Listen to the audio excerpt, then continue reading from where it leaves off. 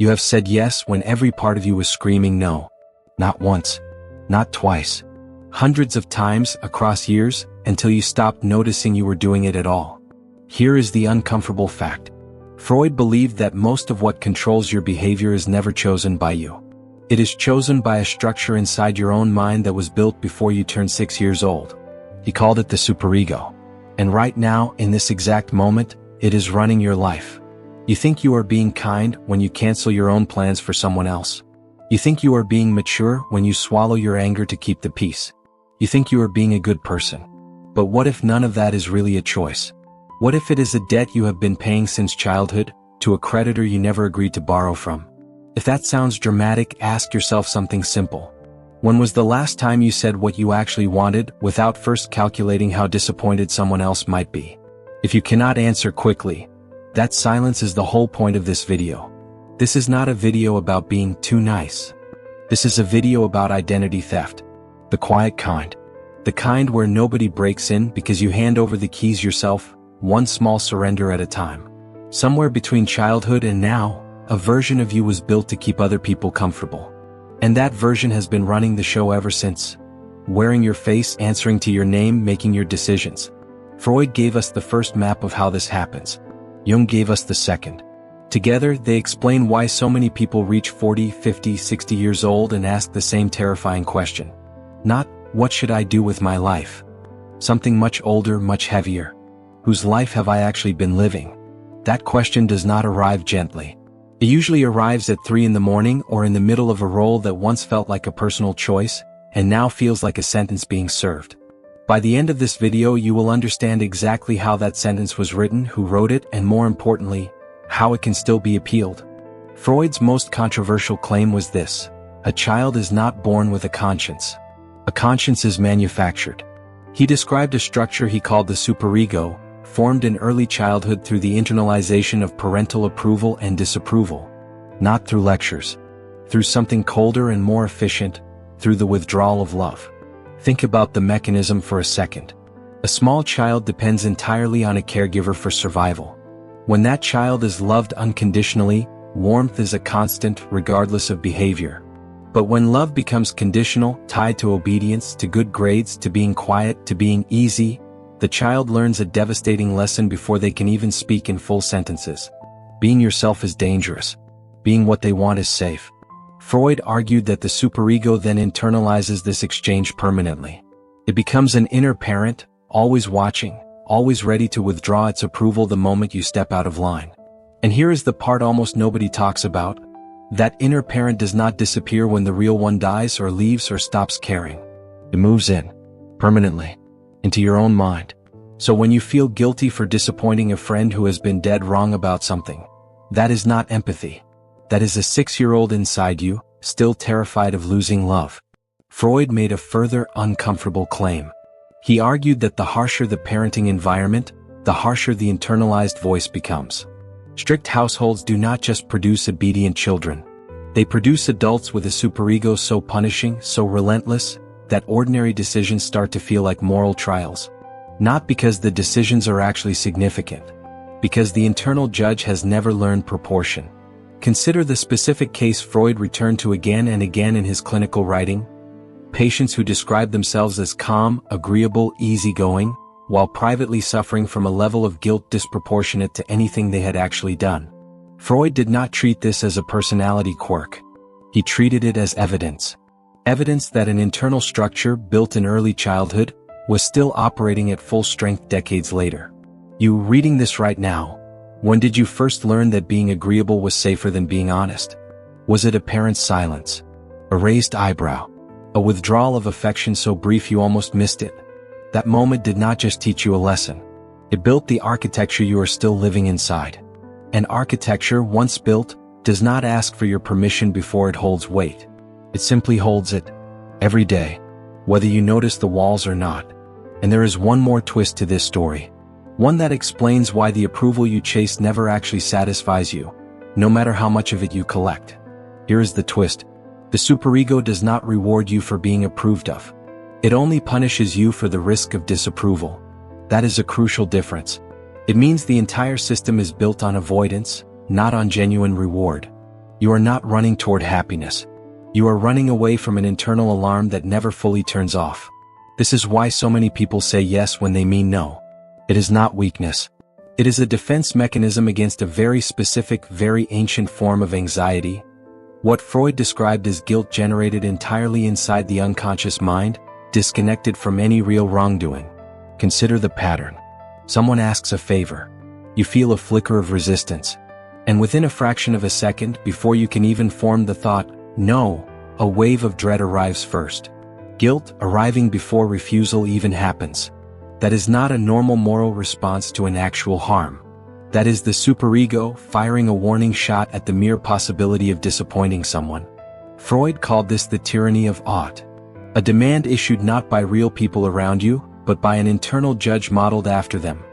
A judge that never retires, never takes a day off, and never accepts a satisfactory verdict. This is why maintaining the image of a good person becomes exhausting. It is not a value. It is a performance staged constantly for an audience that exists inside your own skull. You already know this feeling. The anxiety that spikes the moment you consider setting a boundary. Notice it is not fear of the actual consequence. It is fear of the disapproval itself. The emotional temperature drop, the imagined silence, the withdrawal you learned to dread before you could walk. But here is a question worth sitting with. If the fear was installed in you by a process you never consented to, does it actually belong to you? That question will come back later in this video wearing a different mask. Before we go further, I want you to do one thing. Somewhere in the last 2 minutes, a sentence probably hit closer than you expected. Write it down in the comments in your own words, not to perform insight for strangers, but because naming the exact moment your defenses reacted is the first step toward loosening their grip. If this channel is helping you see your own mind more clearly, the most useful thing you can do is subscribe. Not for me, but for the version of you that keeps discovering these patterns one video at a time. This work is slow. It rewards people who keep showing up. Now, back to the architecture we are dismantling. Because so far we have only talked about where the fear was built. Next, we need to talk about what it built, a second self standing in for the real one. Carl Jung had a name for the mask you built to survive childhood. He called it the persona. Jung described the persona as a compromise between the individual and society, a social face, constructed to meet the expectations of the people around you. Not fake exactly. More like a costume worn so consistently for so long that you eventually forget where the costume ends and you begin. Here is the mechanism. Every time you suppressed a want in order to preserve someone else's comfort, you were not just avoiding conflict. You were reinforcing the persona, strengthening it, feeding it at the expense of something Jung considered far more important, what he called the authentic self. Jung warned specifically against a kind of psychological catastrophe he saw again and again in his patients. People who had identified so completely with their persona that they lost access to their own desires entirely. Not repressed desires. Forgotten ones. Jung went further than simply naming the persona. He warned that it functions like an organ transplant that the body eventually mistakes for its own tissue. It is adopted for survival, then defended as identity, until the person cannot tell anymore where the strategy ends and the self begins. He documented this most clearly in patients who arrived at his practice describing a specific, disorienting symptom. Not sadness. Not anxiety. Something stranger. A sense of unreality about their own life, despite external success, despite approval, despite everyone around them insisting that everything was fine. Jung called this a crisis of the second half of life. The moment the persona, having done its job perfectly, stops being enough to sustain a person from the inside. Think about your own life for a moment. Is there a version of you that shows up at family gatherings, that answers work emails, that smiles through discomfort, that feels slightly different from the person who exists alone at midnight with no audience at all? That gap is not imagination. Jung would say that gap is the exact location where your real self is being held hostage. Not destroyed. Not gone. Held. Waiting for the moment someone finally comes looking for it. And the cruelest part of the persona is this: it works. It gets you love, approval, safety. Which is precisely why so few people ever question it, until the exhaustion becomes impossible to ignore. You have been rewarded again and again for wearing the mask. So tell me, when was the last time you took it off, even for 5 minutes with nobody watching? Because there is a system enforcing that mask far beyond your own mind. And it has allies you have never suspected. Family, partners, society. None of them built this trap alone. They inherited it and then, without realizing it, they enforced it on you. Freud's model of psychological development assumes something uncomfortable. Approval-seeking behavior is not just tolerated by the people around you, it is actively rewarded by them because it makes you easier to manage. Consider this cycle. You comply, you receive warmth. You resist, you receive coldness, distance, disappointment. Repeat this pattern enough times across enough years, and you are no longer choosing compliance. You are trapped inside an operant loop, a psychological reward system with your name on it, built by people who likely never chose it consciously either. This is why breaking a single pattern with a single person rarely works. The prison is not one person's doing. It is architectural, reinforced concrete, poured by generations, one withdrawn approval at a time. Freud noted that families in particular tend to assign roles to their members, early and permanently. The peacemaker. The responsible one. The one who never causes trouble. These roles feel like compliments. They function like cages. Once assigned, any attempt to step outside the role is not read by the family system as growth. It is read as betrayal. This is precisely why the guilt intensifies the moment you try to change rather than fading with time. You are not just disappointing an individual. You are threatening the stability of an entire emotional ecosystem that depends on you staying exactly where you were placed. And this explains the strange, specific shame of adulthood, when you finally attempt to set a boundary, and the people around you react with confusion or anger or subtle punishment. They are not villains. They are simply defending a system that has worked for them for years. A system where your obedience was the load-bearing wall. There is a specific irony Freud pointed to here. The people enforcing this system are rarely acting with cruelty. Many of them are simply repeating the exact conditioning they themselves absorbed decades earlier from their own creditors. Nobody in the chain necessarily intended to build a prison. They inherited the blueprint and then, without examining it, they poured the next layer of concrete. Ask yourself honestly, who in your life benefits, quietly, from you staying exactly as agreeable as you are right now? That question is not an accusation against them. It is a diagnosis of the structure you have been living inside. Jung had another concept for what happens to everything you suppress in order to keep the peace. He called it the shadow. The shadow in Jung's framework is not evil. It is simply everything about you that was deemed unacceptable and therefore pushed out of conscious awareness. Your anger, your resentment, your unmet desires. Jung was explicit about the danger here. What you refuse to face does not disappear. It operates from the unconscious instead, unrecognized, uncontrolled. This is why so many endlessly agreeable people report a quiet, persistent resentment they cannot explain. It is not irrational. It is the shadow, accumulating interest on every yes that should have been a no. Consider the emotional exhaustion so common in people who live for others. It rarely announces itself as anger. It shows up disguised, as fatigue, as numbness, as a strange emptiness that persists even during moments that should feel joyful. Jung would say this is the shadow demanding acknowledgement the only way it knows how, since the front door was never opened for it. Jung was specific about where the shadow tends to surface, when it is denied a legitimate outlet. Not in dramatic confrontations. In small leaks. A sarcastic comment that lands harder than intended. An irritation toward a stranger that seems wildly out of proportion to the situation. A private, guilty satisfaction when someone else's plans fall apart. None of these moments feel like anger on the surface. Jung would say they are anger wearing a disguise because the direct version was never permitted to exist. And low self-worth follows the same mechanism. When your authentic wants are constantly overridden, in favor of what pleases others, a devastating message gets encoded. Your own needs are less important than everyone else's comfort. Repeat that enough times and it stops feeling like a belief. It starts feeling like a fact. There is a particular cruelty in how this operates. The very people who would most benefit from hearing your resentment are usually the last to receive it, because the persona was built specifically to protect them from it. So the shadow turns inward instead, and the person who suffers most from your suppressed anger is you. So here is the real cost stated plainly. Every yes you did not mean was a payment. And the shadow has been keeping the receipts, not to punish you but to remind you insistently that something inside you was never actually paid off. But there is one mechanism underneath all of this.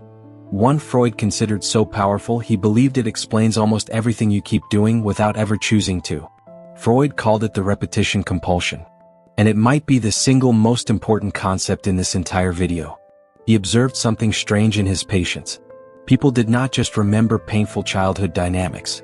They recreated them compulsively in adult relationships, careers, even friendships, choosing again and again situations that mirrored the exact emotional conditions of their earliest wounds.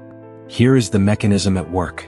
If your early experience of love was conditional, tied to obedience and performance, your unconscious mind does not simply store that as a memory. It treats it as a blueprint for what relationships are supposed to feel like. So you unconsciously seek out partners, friends, and environments that reproduce that same dynamic. Approval as a reward, disapproval as a threat, because on some buried level it feels like home. Freud found this pattern so consistent that he considered it one of the strongest pieces of evidence for the unconscious mind's existence at all. Patients who had suffered under a critical, conditional parent did not simply avoid critical, conditional partners in adulthood. They sought them out, almost with precision, as though guided by some internal instrument calibrated in childhood and never recalibrated since. This is why the same argument seems to follow you into every relationship. Why you keep ending up in dynamics where you are managing someone else's emotions instead of your own. It is not bad luck. Freud would say it is your unconscious mind running the same experiment, hoping this time finally it resolves differently. Freud believed the compulsion persists precisely because it is disguised as choice. Nobody consciously selects a painful, familiar dynamic. They simply find themselves drawn toward it, again explaining the attraction afterward with reasons that feel personal, romantic, even fated, when in fact an old wound is quietly steering the decision from underneath conscious awareness. And this is the answer to the question I asked you earlier, about whether the fear installed in childhood actually belongs to you. It does not. It belongs to a pattern repeating itself through you, using your life as its stage. The pattern will not stop on its own. Freud believed it only loses power the moment it is brought into conscious awareness. Named, recognized, seen clearly for what it is instead of lived out blindly one more time. There is a moment where this stops being theory and becomes diagnosis. So let's be specific. A fear of conflict so intense that you would rather absorb harm than risk tension. A difficulty setting limits, even with people who repeatedly cross them. A compulsive need to justify every decision, as if your own choices require a legal defense.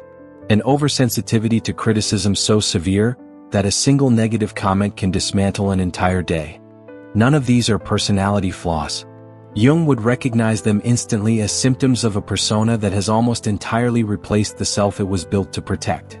Here is the most disturbing part of this entire video. Losing your autonomy does not feel like loss. It feels like responsibility. It feels like being considerate, being flexible, being easy to work with. The prison is comfortable enough that you defend its walls yourself. Jung described this drift using a specific clinical observation. Patients furthest from their authentic self were often the ones who reported the fewest complaints. Not because their lives were genuinely fine. Because the persona had become so complete, so seamless, that friction itself had disappeared from awareness. Comfort in these cases was not evidence of health. It was evidence of successful suppression. Jung warned that the further someone drifts from their authentic self, the more convincing the persona becomes, even to the person wearing it. This is why so many people cannot immediately answer the question, what do I actually want, without first considering who they might upset by wanting it. There is one further sign Jung considered decisive. A specific, recurring exhaustion after social interactions that should have been enjoyable. A fatigue that has nothing to do with introversion, and everything to do with the sheer effort of maintaining a performance for hours at a time, without ever setting it down. So ask yourself honestly right now, if every person in your life who benefits from your agreeableness disappeared tomorrow, would you even know what you wanted for yourself? If the answer is silence, you are not broken. You are simply looking for the first time at the exact size of what was taken from you. Fear of conflict, difficulty with limits, constant justification, oversensitivity to criticism. 4 symptoms. 1 diagnosis. A self that has been in hiding for so long, it has stopped recognizing its own reflection. And there is a way to take it back. Jung called it individuation. The lifelong process of separating who you actually are from who you were trained to perform. It does not begin with confidence. It begins with a much smaller, more uncomfortable skill: learning to distinguish real guilt from neurotic guilt. Real guilt arises from actual harm done to another person. Neurotic guilt arises from disappointing someone's expectations, with no harm involved at all. Jung and Freud both insisted this distinction is where freedom actually starts, because most people spend a lifetime punishing themselves for a crime that was never committed. This distinction alone dissolves an enormous portion of daily suffering. Because once you can name a feeling as neurotic guilt rather than real guilt, its emotional voltage drops immediately. It stops feeling like a moral emergency and starts looking like exactly what it is: an old alarm still ringing long after the danger it was designed for has disappeared. The next skill is harder. Learning to tolerate disapproval on purpose in small doses until your nervous system finally learns what your mind already knows: that disappointing someone is uncomfortable but survivable. This is not cruelty toward others. It is the slow, deliberate rebuilding of a self that can exist without unanimous approval. And the final stage is the quiet reconstruction of an identity based on authentic desire, instead of inherited obligation. Not loud rebellion. Not burning everything down. Just small, repeated acts of choosing what you actually want, even when it disappoints someone, even when the old alarm goes off, even when guilt arrives uninvited. Jung described one further requirement, often overlooked. Individuation cannot happen in isolation from the shadow discussed earlier. The resentment, the suppressed anger, the buried desires, none of it can simply be discarded. It has to be acknowledged, examined, and integrated, rather than exiled a second time. A self built by excluding its own darker material is not a whole self. It is just a smaller, more polished version of the same mask. Individuation, Jung said, is never finished. It is a direction, not a destination. But every single time you choose your authentic want over an inherited fear, the persona loses a little power, and the self underneath it gets a little stronger. Not dramatically, not overnight, but consistently, the way a debt gets paid down, one honest choice at a time instead of one more silent surrender. So here is where this leaves you. Two faces. One built to be loved. One built to be true. And for most of your life, you have let the first one answer for the second. The choice in front of you is not complicated, even if it is not easy. Keep paying a debt to a creditor who was never real.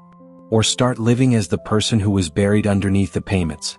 This is not a decision anyone else can make for you. And it is not a decision that gets easier the longer you wait. The superego will not resign quietly. The persona will not step aside without protest. But neither of them in the end gets to vote. If this video names something you have been carrying quietly for years, subscribe and stay. There is more of this work ahead, and you should not have to walk through it alone. The mask kept you safe once. It is not keeping you alive now. Take it off.